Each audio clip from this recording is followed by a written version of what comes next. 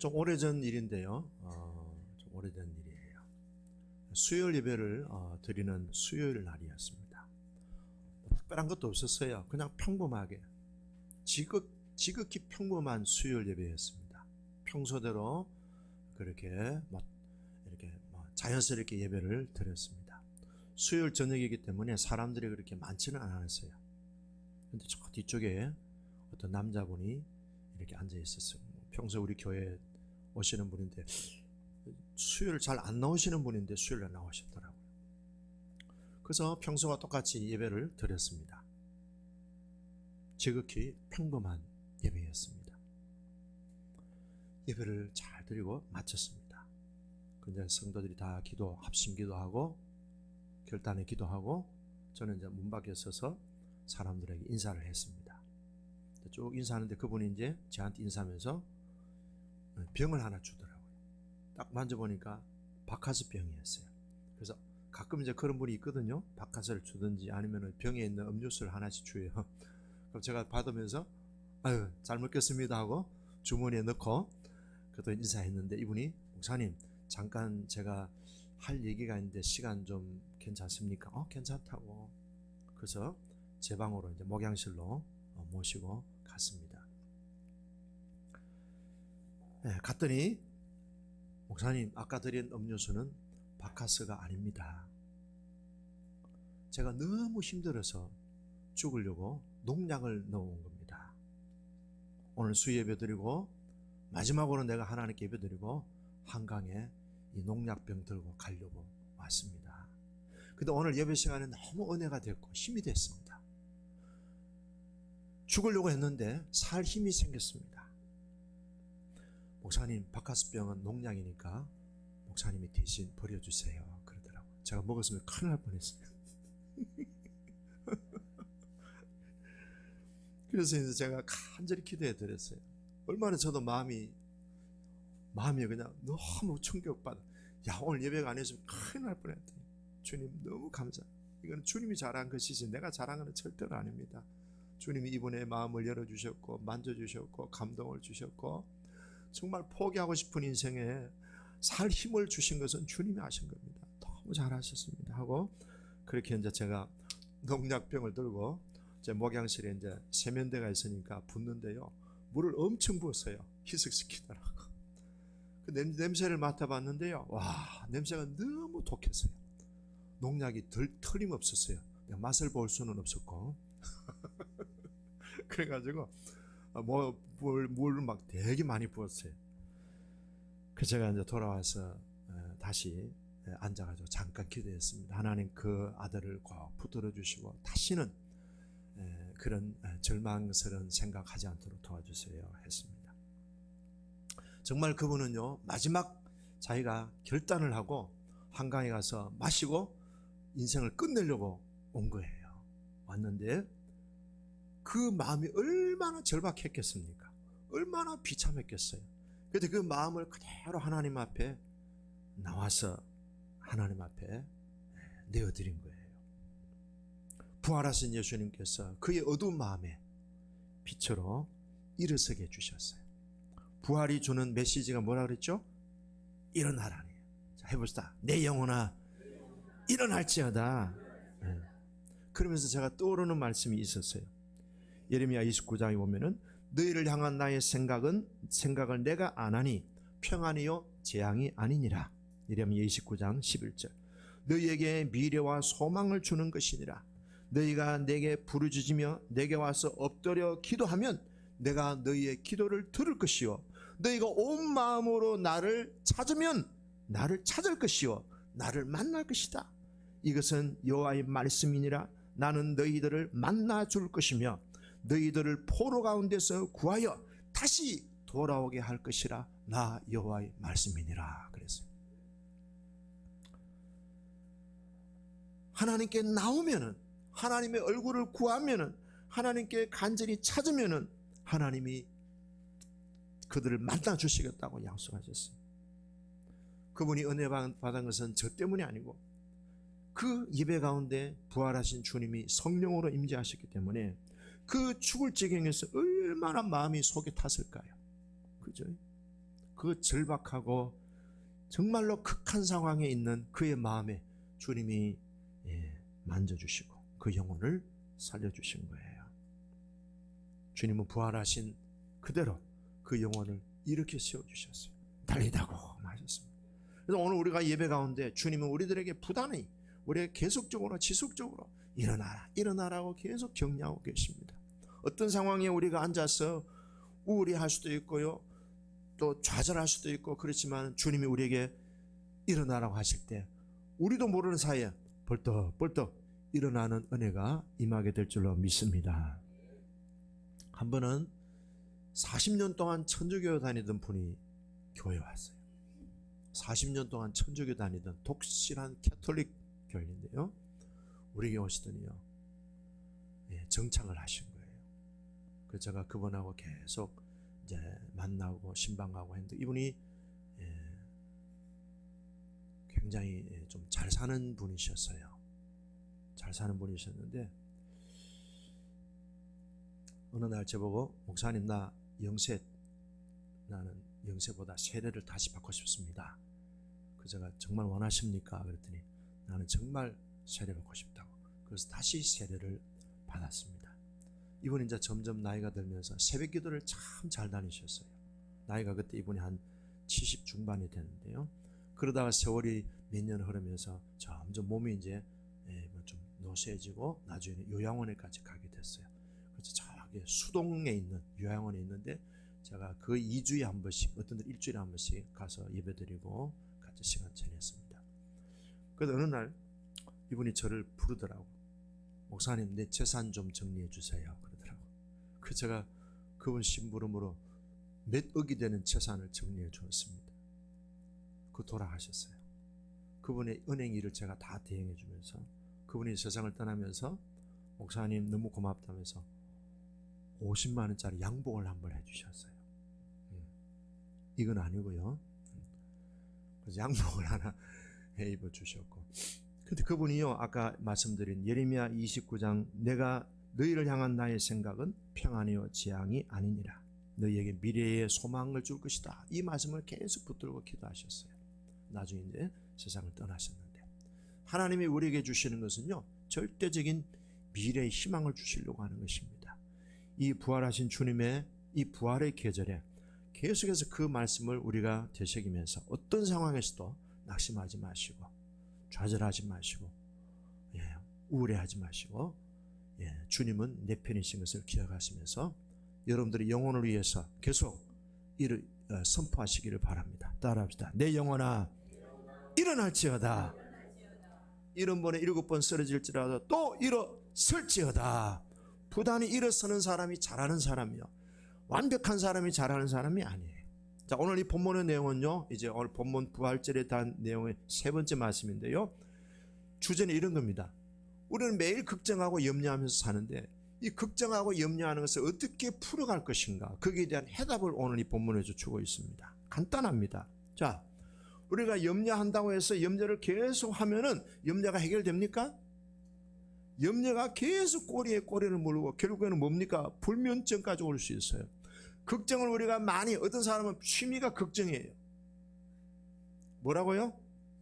취미가 걱정이야. 어떤 분은 습관적으로 불안해하는 사람이 있고 걱정하는 사람이 있어요. 예수 이름으로 불안과 걱정 습관은 떠나갈지어다. 스스로 그렇게 자기를 자꾸 축사하셔요. 떠나가라고. 자, 오늘 성경에는요 걱정한다고 해결되고 염려한다고 해결되고 얼마나 좋겠습니까? 태산 같은 걱정, 모래알같이 많은 염려들을 어떻게 풀어나갈 것인가에 대한 해답을 오늘 성경에서 주고 있습니다. 자, 오늘 이 여인들이 예수님에게 무덤에 있는 예수님을 찾아갑니다. 뭐하러요? 향품을 예수님의 시신에 바르기 위해서 새벽에 해돋을 때에 찾아갔습니다. 그런데 이 세 여자들이 무덤을 찾아가면서 걱정한 게 있어요. 3절 보시죠. 3절 같이 볼까요? 시작. 서로 말하되 누가 우리를 위하여 무덤문에서 돌을 굴려주리요 하더니. 자, 이 여자분들이 예수님의 무덤에 가는데 무덤을 막고 있는, 굴을 막고 있는 돌을 옮겨야 되는데 자기들의 힘으로는 역부족인 거예요. 야, 이거 돌을 옮겨야 예수님의 무덤에 들어가서 예수님의 시신에 향품을 바르는데, 야, 누가 우리를 도와줘서 돌을 옮겨줄까? 그런 걱정하고 가는 거예요. 자, 이것이 첫 번째 걱정이고요. 두 번째 걱정은 뭔가 하면 성경에는 안 나와 있어요. 자, 지금 예수님의 무덤에는 누가 지키고 있었을까요? 로마 경비대들이 지키고 있어요. 본디오 빌라다, 로마 총독을 호위하는 경비병들이 지금 무덤을 지키고 있는 거예요. 왜? 예수님이 부활한다는 이 소문이 퍼졌고, 예수님의 제자들이 시신을 훔쳐간다는 소문들이 있어가지고, 이 경비대 총독의 그 경비병들이 와서 무덤을 지키고 있는 거예요. 그럼 여자들이 무덤에 들어가려고 하면 어떻게 해야 돼요? 이 경비대들을 설득시켜야 돼. 이 경비병들을 어떻게 설득해서 예수님 무덤에 들어갈 것인가 하는 것도 걱정인 거예요. 자, 두 가지 걱정이에요. 염려가 있는 거예요. 자, 그래서 이 경비병들이 오케이 하면 들어갈 수 있지만은 들어오지 마세요, 손대지 마세요 하면 못 들어가는 거예요. 자, 이 두 가지가 큰 걱정이 가로놓여 있는 거예요. 자, 근데 이 두 가지 걱정이 어떻게 됐습니까? 돌무덤을 어떻게 됐죠? 예. 여자들이 가서 낑낑하면서 굴렀습니까? 무덤에 가보니까 어떻게 됐어요? 굴려져 있는 거예요. 그런데 경비병들은 어디 갔어요? 없어져 버렸어요.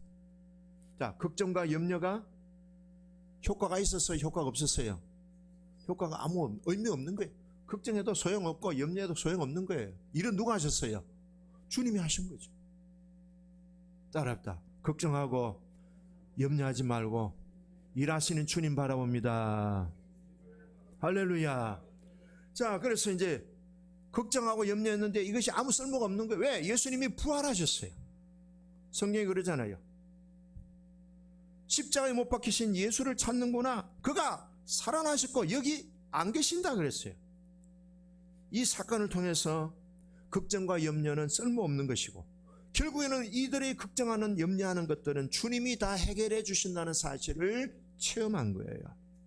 이 사건을 통해서 사람의 힘으로 불가능한 문제가 있을지라도 하나님이 개입하시면 문제가 풀린다는 사실을 우리들에게 보여주고 있는 거예요.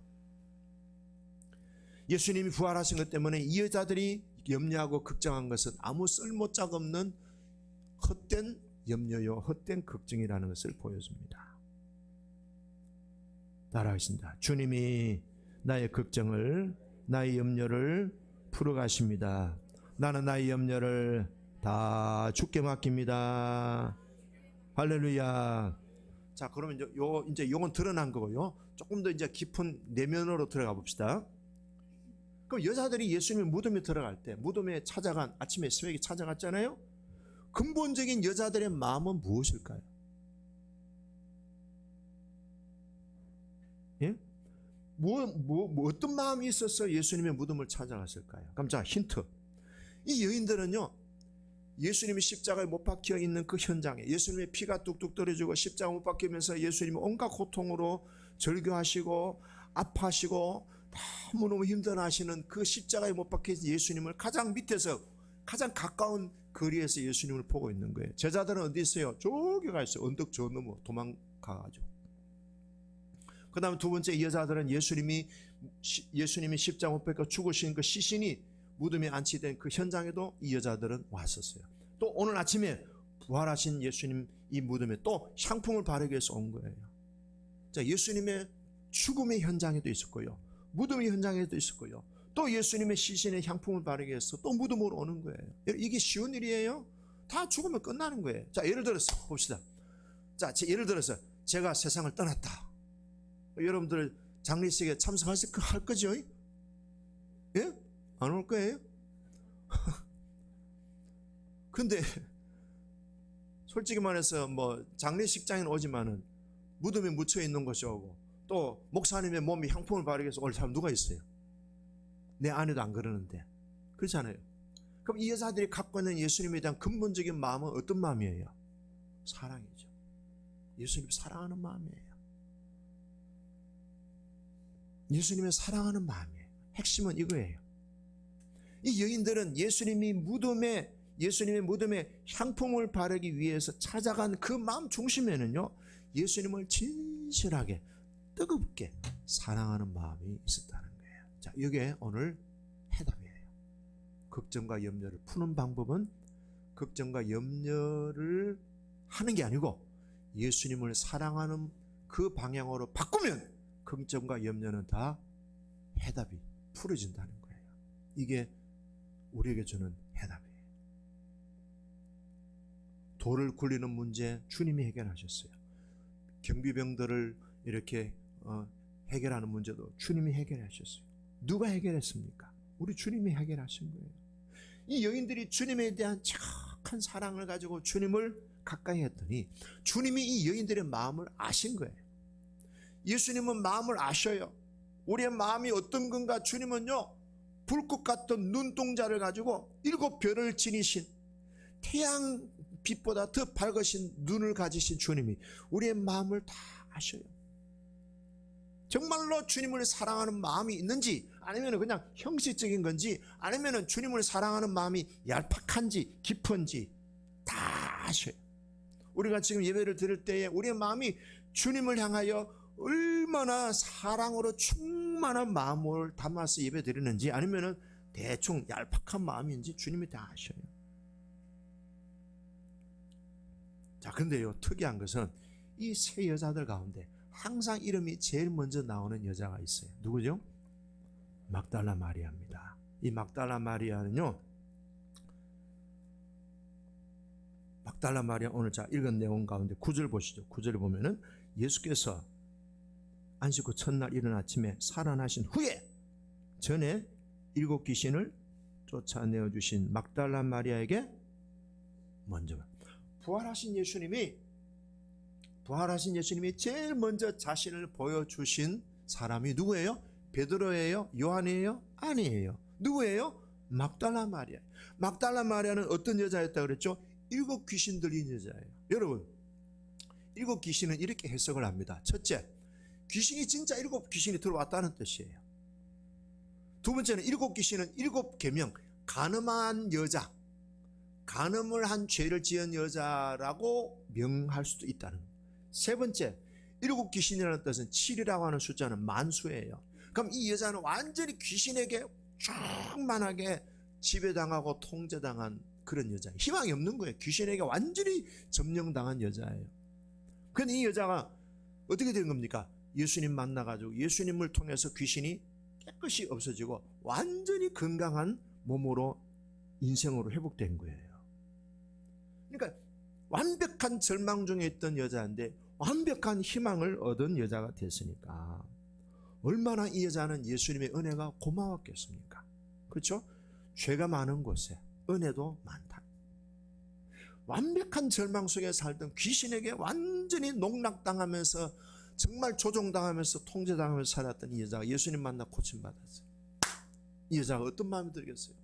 나는 주님에 의해서 건진받았으니 내 남은 평생을 주를 위해 내가 헌신하겠다.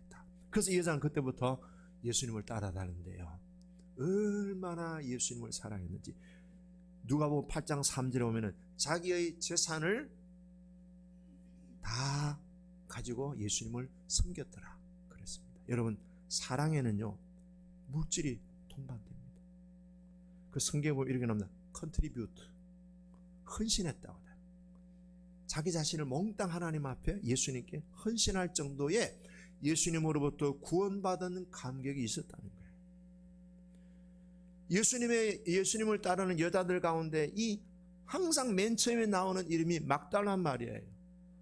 자, 이 여자가 왜 예수님을 따르는 여자들 가운데 제일 먼저 나왔을까요? 첫째, 미인이라서. 두 번째, 부자라서. 세 번째, 이 여자는 똑똑한 박사 출신이라서. 네 번째, 이 여자는요 집안 배경이 좋았어. 몇 번째예요? 5번째죠. 그렇죠? 누구보다도 예수님을 정말 사랑했어요. 정말 사랑했어요. 그러니까 예수님도 이 여자의 마음을 아니까 예수님이 부활하시고 제일 첫 번째 만나준 사람이 이 여자예요. 베드로도 아니고 요한도 아니에요. 그만큼 예수님과 이 여자는 마음이 통했다는 거예요. 자, 그럼 이것을 우리 교회에 적용해 봅시다. 부활하신 예수님이 지금 우리 큰빛교회 신방을 하러 오셨어요. 문을 열고 들어오셨는데 누구를 제일 먼저 만나 주실까요? 1번 목사님, 2번 장로님, 3번째 권사님, 4번째 큰빛교회 제일 오래 다닌 사람. 몇 번째예요? 5번째 뭐예요? 나예요. 할렐루야. 역시 우리 교회는 수준이 있어. 누군가 하는 거 벌써 납니다 이렇게. 예, 그래요. 예수님은 인물을 보고 학벌을 보고 재능을 보고 은사를 보고 그 사람이 얼마나 똑똑한가 이거 안 보셔요. 외모도 안 보셔요. 키가 얼마냐, 얼마나 날씬하냐 안 보셔. 마음을 보셔요. 누구를 보셔? 누가 나를 제일 사랑하느냐. 예수님을 가장 사랑하는 사람.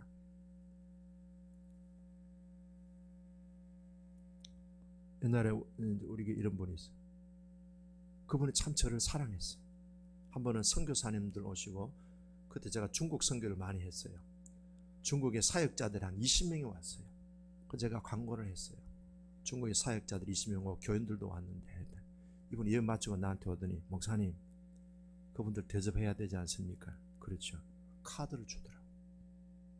그냥 썼어요. 잘 썼어요. 제가 진땅 썼어요. 나중에 쓰다가 아차 싶더라. 내 카드가 아닌데 이거. 그런 분도 있었어요. 그분이 저를 참 사랑해 주세요. 왜 사랑했을까요? 저하고 연인 관계이기 때문에? 아니에요. 은혜를 받으니까요. 은혜 받은 사람이 다르더라고요.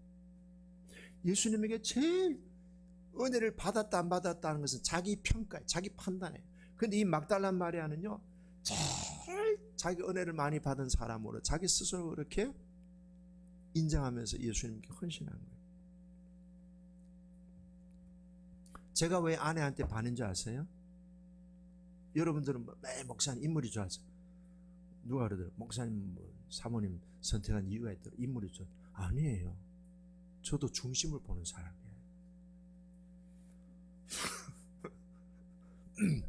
밥 먹으러 가잖아요. 밥 먹으러 하면 항상 뒷주머니에다가요 돈을 넣어줘요. 나 그런 여자 처음 봤어요. 이때까지 살면서 내 뒷주머니에 돈 넣어준 여자는 한 번도 못 봤어요. 넣어주면서요, 내세요 이러다 살짝. 그럼 제가 그걸 가지고 짜장면 값내요. 옛날에 짜장면 얼마 했어요? 1,000원, 1,200원 그랬어요. 그럼 만원짜리 주면요 한 7, 8천원 남아요.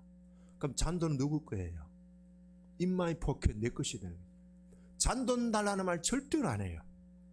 항상 주머니에 넣어주면서 잔돈 내 계산 안 하더라고. 나는 이런 여자가 좋아요. 잔돈을 계산하지 않는 여자. 나 이런 사람 좋아해요. 잔돈 주세요. 한 번도 그래요. 그게 제가 뿅가. 이 사람한테는 내가 의지해도 다 이 사람 받아주겠구나 하는 생각이 했어요. 근데 살다 보니까 나중에는 깍쟁이가 되더만요. 그걸 진짜 저는 그 부분에 대해서 마음에 너무 감동이 되었어요. 이렇게 나를 믿고 나한테 헌신해 주다니. 그건 저도 이제 헌신하는 거죠. 헌신하는. 순이가 그래, 막내가. 아빠, 너 어떤 남자하고 결혼? 나한테 헌신해 주는 사람. 나한테 헌신해 주는 사람.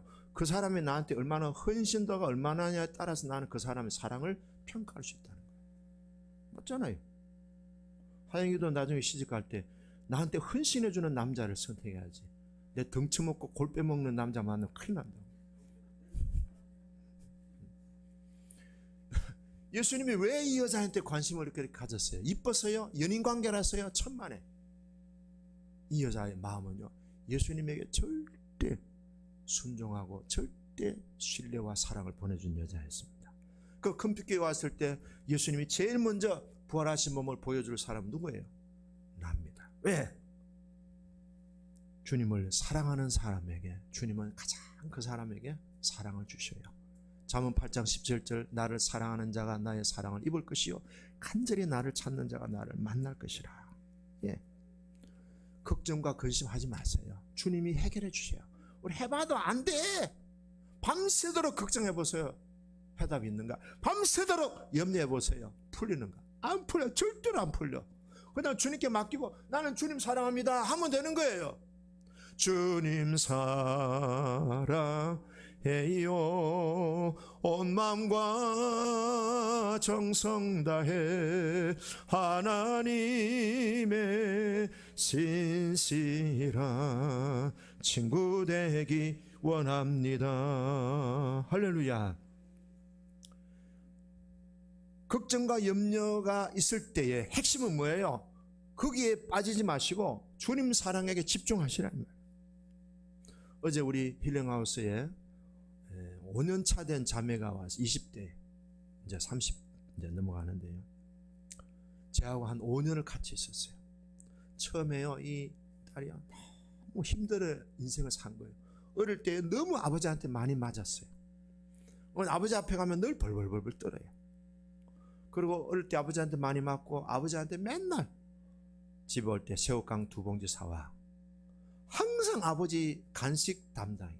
집 오면 또 아버지가 밥 차리라고 그러고. 어릴 때부터 장녀예요. 밑에 동생이 둘이 있고요. 그리고 그 아버지가 엄마도 많이 때리고 아이들 많이 때리고 특별히 큰딸 많이 때렸어요. 너무 힘들게 살았어요. 그 일찍이 지방에 가서 대학을 했어요. 다시 이제 대학 4년 졸업하고 이제 집에 오니까 여전히 아버지는 안 바뀐 거예요. 그래서 소문 듣고 힐링하우스 와서 저하고 이제 만난 거예요. 그래서 아버지 문제를 계속 제가 안내를 해줬어요. 아버지를 용서해라. 아버지를 이해해라. 아버지 어린 시절을 한번 들어봐라. 그러면서 계속 힘들었어요. 그래서 이제 수요일마다 이제 교회 왔는데 오면은 힘들어가지고 목사님 나 오늘 힘들어요. 나 오늘 얘기할 힘이 없어. 나 좀 잘게. 자. 그래서 목양실에서 저쪽 구석에 자는 거예요. 한 시간 2시간 자고 나면은 힘을 얻어서 가고 그랬어요. 근데요 5년이 지났는데 그렇게 고생하면서 엄마가 바뀌었어요. 엄마가 주님의 음성을 듣는 경건한 시간을 매일 가진다는 거예요. 아버지가 바뀌었대요. 아버지가 옛날에 술, 여자를 좋아했는데 이제는 오직 아내만 집중한대요. 지금은 아내의 운전기사로 열심히 일하고 있대요. 그리고 2 동생이 있는데요. 첫 번째 동생은 너무 얘도 그러니까 이 큰딸이 아버지한테 맞으면 누구한테 보복하겠어요? 동생들한테 다 흘러가잖아요. 동생을 많이 때렸대요. 그래서 그 동생한테 사과하고 동생의 마음을 풀어주고 동생의 얘기를 공감해주면서 받은 대로 또 자기도 이제 동생을 이렇게 돌보아주는 거예요. 그래서 동생이 마음이 열리면서 지금은요 성균관 대학교 대학원에서 연구원으로 지금 또 공부하고 있는 거예요. 그럼 막내가 있는데요. 이 막내도 저하고 한번 상담을 했어요. 근데 막내는요 날라리예요. 날라리. 중학교도 제대로 잘 못 다녔어요. 남자친구 만나고 여자친구 만나고 날라리예요. 근데 이 동생이요 언니가 계속 사랑으로 돌보고요 했는데 지금은요 경찰대학교에 들어가서 공부하고 있다 해요. 경찰대학이 어렵죠? 쉽지가 않아요. 5년인데 5년 바뀌었어요. 가정에 한 명만 바뀌어도요 그런 은혜가 있는 거예요. 근데 이 자매가 그래요. 목사님을 내가 어떻게 잊겠습니까? 주님 사랑 사실은 뭐 주님이 하신 거죠. 아니야 주님이 하신 거야. 주님에게 늘 은혜를 감사하고 그러더라고요. 대복을 목사님을 위해서 내가 평생 중보기도 하겠습니다. 땡큐. 은혜를 알면은요 사랑이 흘러나오게 돼 있어요. 자 마지막 마무리하고 마칩니다. 이제 부활하신 예수님의 제자들과 마지막 미팅이 어디서 있었습니까? 갈릴리 바다에 있었어요. 갈릴리 해변에서 예수님이 제자들하고 이제 만났는데 그때 제자들 가운데 베드로를 주목하시면서 베드로야 네가 나를 사랑하느냐 물었어요. 그때 베드로가 뭐라 했습니까? 예스 주님 사랑합니다. 그때 예수님이 내 어린 양을 먹이라 그랬어요. 목회를 주님이 사명을 주신 거예요. 목양의 사명을 주신 거예요. 근데 예수님이 여기서 잘 보세요. 예수님이 베드로에게 목양의 사명을 주실 때 뭘 물으셨어요? 너 신대원 했어? 너 대학원 했어? 너 IQ가 얼마야? 너 전공이 뭐야? 너 인물이 그래도 되겠? 너 능력이 있어? 너 은사가 있어? 물으셨어요? 아니에요. 예수님이 딱 한 가지 질문하셨어요. 네가 나를 사랑하느냐? Do you love me? 네가 나를 사랑하느냐? Really? 물은 거예요. Yes, you know that I love you. 예, 주님은 아십니다. 내가 주님을 사랑하는 줄 주님은 아십니다. 내 어린 양을 먹이라 그랬어요. 여러분 목회자가 사역을 할 때 가장 중요한 마인드가 뭐예요? 주님을 사랑하는 마음에서 시작돼야 돼요. 똑같아요. 우리가 교회를 봉사하고 교회를 섬길 때 누구에 의해서, 누구를 위해서가 아니에요. 주님에 대한 그 사랑으로 인한 기쁨으로 봉사를 하고 사역을 해야지. 눈치 보고 하라고 하니까 이거는요 금방 뽀록 납니다. 금방요 지치고 금방 원방 불평이 금방 수도꼭지처럼 잘 흘러나와요. 항상 우리가 힘들고 어려울 때 점검해야 될 것은 내가 얼마나 주님을 사랑하느냐, 그걸 점검해 봐야 돼요. 그럼 내가 주님을 사랑하는 것을 확인하기 위해서 어떻게 해야 됩니까? 주님이 얼마나 나를 사랑하셨느냐를 보면 되는 거예요. 보세요. 이 누구예요? 이거 탕자가. 이 탕자가 나예요. 이 들어서 이 두 사람 누구예요? 이게 진짜 탕자는 이 둘째 사람이 큰아들이. 어때요? 아버지가 나를 어떻게 해요?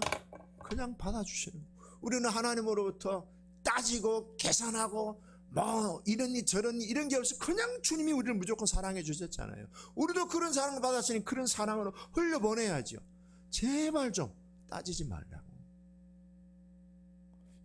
원망 불평하지 말고. 여러분 힘들고 어렵고 자꾸 그래 되면요 주님 사랑에 대해서 자기 자신을 한번 점검해 보시라고. 이게 안 되면요 모든 게 다 짜증나고 신경질 나고 힘들고 원망 불평이 나오는 거예요. 여기서부터 시작되는 거예요. 목회도 마찬가지예요. 고린도전서 16장 14절에 모든 것을 사랑 안에서 해라 그랬어요. 사랑을 떠나면은요 다요 힘들어요. 짜증나고 신경질나고 나만 고생하나 이런 거 안 되는 거예요. 자, 그럼 사랑에 대한 엑기스는 뭐예요? 우리가 잘 아는 대로 사랑에 대한 생명은 고린도전서 13장 4절에서 7절에 15가지 내용을 소개하잖아요. 제가 읽어드리겠습니다. 고린도전서 13장 사랑은 뭐예요? 오래 참고, 사랑은 온유하고, 그 다음에 시기하지 않고, 사랑은 자랑하지 아니하고, 그 다음에 교만하지 아니하고, 무례 행치 아니하고, 자기의 유익을 구하지 아니하고, 성내지 아니하고, 악한 것을 생각지 않고, 불의를 기뻐하지 아니하고, 진리와 함께 기뻐하고, 모든 것을 참고 믿고 바라고 견딘다. 하나님께서 우리에 대한 사랑은 뭐예요? 로마서 5장 8절. 우리가 아직 죄인 되었을 때에 하나님께서 그 아들을 희생하심으로 말미암아 우리에게 대한 자신의 사랑을 보여주셨다. 그럼 사랑은 뭐에서 나옵니까? 자기 헌신에서 나오는, 희생에서 나오는 거예요. 데이트하면서 밥값은 네가 내라, 사랑해. 데이트하면서 택시비 네가 내, 사랑해. 뭐 사랑해, 사랑해. 하나님이 우리에게 사랑을 보여주신 그 정표가 뭐예요? 자신의 아들을 우리에게 내어주신 거예요. 내어주신 거예요. 염려와 걱정을 풀어가는 방법은요, 주님에 대한 우리의 사랑을 다시 돈독히 하는 겁니다. 그럼 내가 내어드릴 수 있는 것이 뭘까요? 주님을 위해서, 내가 이웃을 위해서, 우리 교회 지체를 위해서, 우리 가족을 위해서 내가 내어드릴 게 뭘까? 주장하고 내 중심이 아니라 상대방의 주장을 들어주고 내 기준이 아니라 주님의 기준으로 자신을 내어줄 수 있는 그것이 뭐예요? 주님 사랑받은 사람의 모습이다 하는 겁니다. 자, 정리합니다. 걱정과 염려를 풀어가는 방법은 뭐예요? 걱정과 염려와 씨름하지 않고 뭐예요? 예수님에 대한 사랑의 마음 깊은 곳으로 들어가면 됩니다. 네가 나를 사랑하느냐? 내가 주님을 사랑합니다. 이 질문에 대해서 대답할 수 있다면 어떤 문제도 풀어갈 수 있습니다. 승리자가 되시길 주의 이름으로 축복합니다.